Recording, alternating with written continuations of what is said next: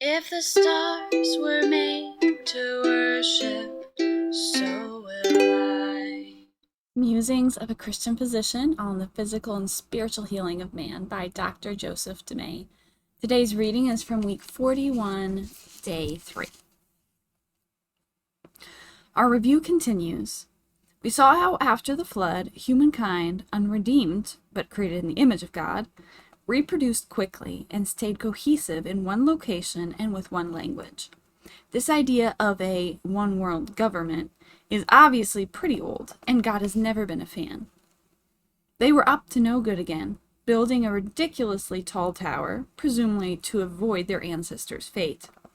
The Lord therefore scattered humans all over the earth and gave them different looks and abilities and properties, propensites. That's why we have different ethnic groups, all of one species, one DNA. This was a good thing. It seems to me God really likes diversity. All creation screams it out. Just go to any zoo or aquarium. But the humans were still lost, and God was aching to break the stalemate. The Lord searches all the earth for people who have given themselves completely to Him. He wants to make them strong. 2 Chronicles 16 verse 9, NCV. He found one, Abram, later named Abraham. This guy was really different in that he believed what God said without any proof in the carnal realm. He definitely went all in with God. It was this kind of belief that God had to see in humans to crack open the door of salvation, as it was this that God counted as righteousness. And he, Abraham, believed in the Lord, and he, God, accounted it to him for righteousness.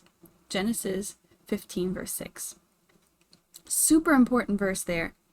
So we saw Abraham and Sarah had the miracle baby Isaac, so very much a type of Christ.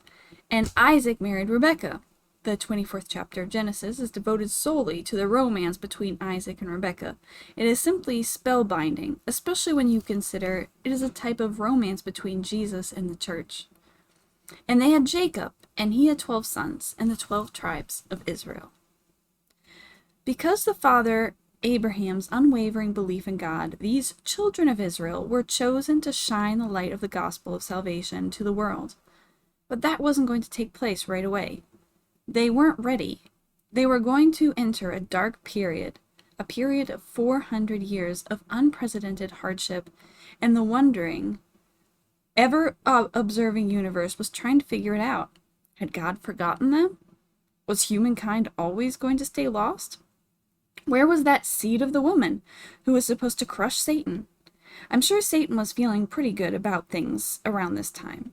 Everything seemed to be going his way. He truly had outfoxed God in the garden. God's precious little humans were all his, and their only hope was a nation of slaves who had seemingly forgotten their God. Isn't this exciting? More tomorrow.